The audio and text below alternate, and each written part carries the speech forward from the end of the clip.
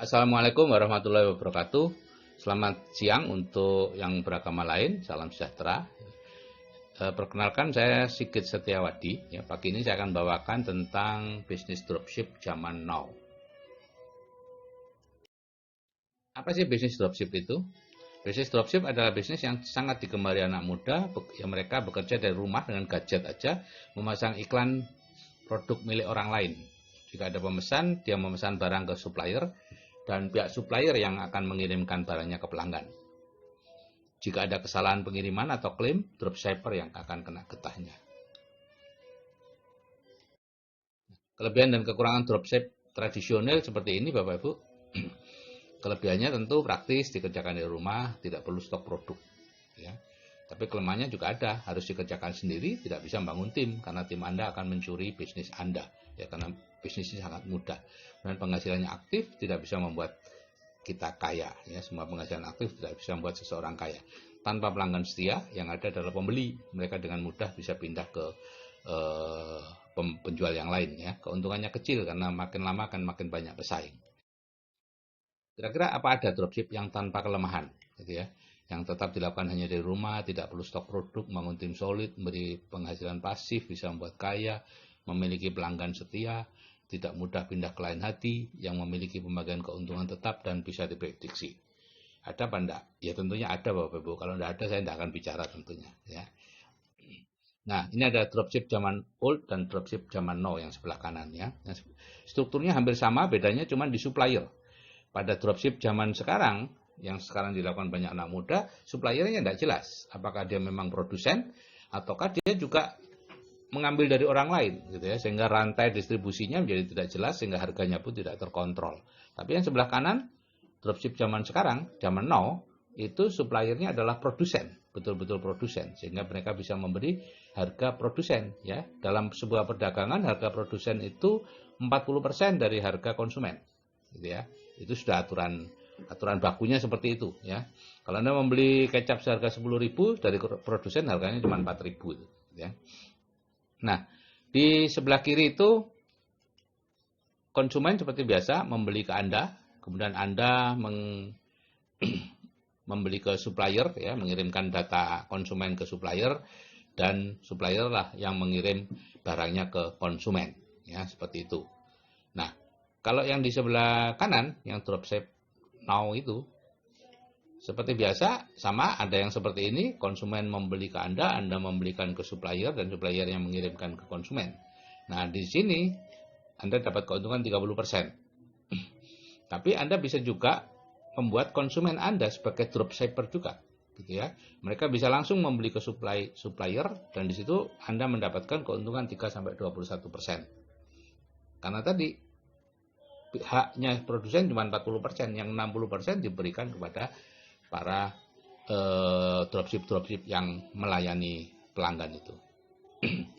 Jadi kalau di sini disebut bisnis 100.000 30 toko, yaitu bisnis dropship berbasis konsumen, gitu ya. Kita kalau membeli sesuatu, Bapak Ibu, saya dokter, ada yang jaksa, Bapak Ibu ada yang petani dan lain-lain, tapi kita sama punya satu persamaan, yaitu sama-sama konsumen. Ada enggak Bapak Ibu yang bukan konsumen, yang membuat sendiri semua produk kebutuhan sehari-harinya? Enggak ada. Jadi kalau kita butuh kebutuhan dapur, cuci mencuci, kosmetik dan lain-lain, maka kita akan membelinya ke retail, Bapak Ibu. Kita bisa membeli ke pabrik, ya. Kalau membeli ke retail harga 10.000, kecap atau apa, maka dari pabrik seharusnya sebetulnya harganya hanya 4.000. Jadi keuntungan dari masing-masing komponen, retail 30%, grosir 30%, produsen sendiri hanya dapat 40%. Maka grosir dan retail inilah yang disebut sebagai bisnis yang paling menghasilkan di seluruh dunia. Nah, di samping bisnis-bisnis grosir dan retail konvensional ya, seperti toko-toko yang di banyak tempat itu, ada juga grosir dan retail yang sifatnya mau bisa memberikan penghasilan pasif, yaitu yang satu adalah waralaba ya, minimarket itu. Yang kedua ya punya Anda ini, dropship zaman now. Yang waralaba ini Anda membangun toko ya, kalau Anda ingin memiliki sebuah waralaba, Anda membangun toko, Anda mengisi tokonya dengan barang-barang dari waralaba itu, kemudian perusahaan waralaba itu yang mengelola toko, perusahaan itu yang mendatangkan konsumen.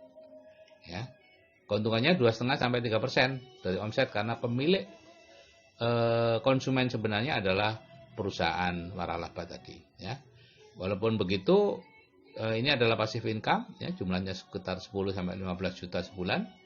Kalau Anda ingin meningkatkan penghasilan, maka Anda perlu mengeluarkan modal lagi untuk membangun toko lagi. Anda tidak boleh membesarkan toko yang sama.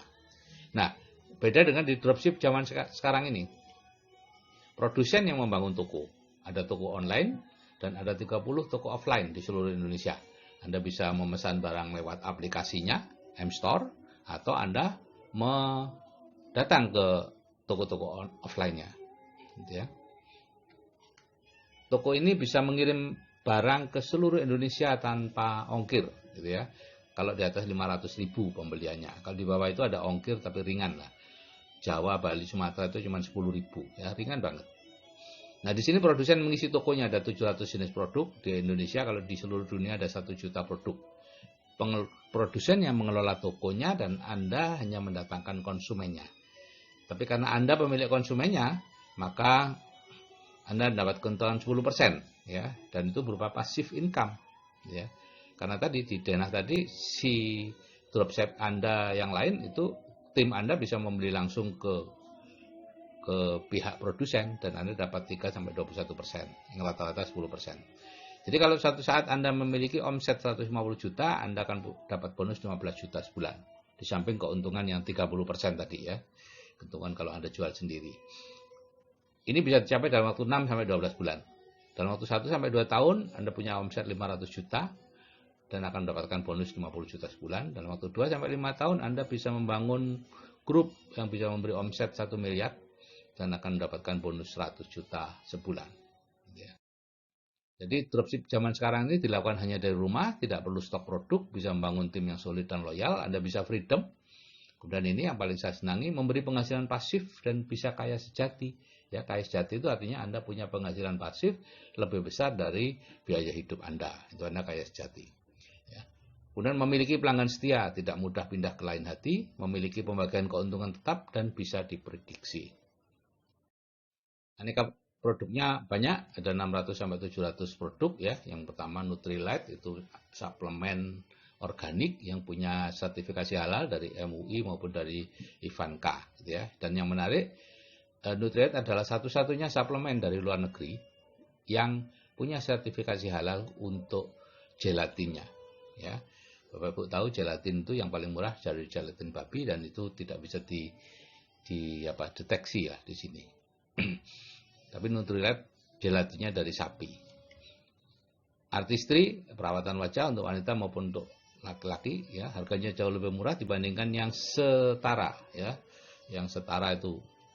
Kemudian home care, ya, perawatan rumah, pembersih segala macam. Kemudian automotive care untuk membersihkan mobil, menggilapkan mobil dan lain-lain. Body care untuk membersihkan tubuh kita, ya, mulai dari ujung rambut sampai ujung kaki. Ya, kemudian home tech itu untuk membersihkan udara, itu ada atmosfer. Kemudian untuk membersihkan penyaring air, itu ada e-spring. Kemudian ada panci-panci kesehatan. Dan ada oli duration dari Top One dan ada produk-produk UKM, Bapak Ibu. Ya. Nah, produknya kelihatannya mahal, kelihatannya, ya. Tapi sebetulnya murah. Ini contoh nih. Fakta hemat dari produk Anda itu, ya. Obat kumur merek L. Itu harganya 23.600. Mungkin sekarang sudah naik, ya. Dosisnya 15 cc per kumur, ya. Nilai kumurnya per kumur 1.400-an. Anda kalau blister mouthwash yang produk Anda yang itu harganya 133.000 50 cc. Tapi pemakaiannya hanya 0,1 cc karena ini pekat banget sehingga diencerkan. Sehingga bisa 500 kali kumur, nilai per kumurnya cuma Rp266.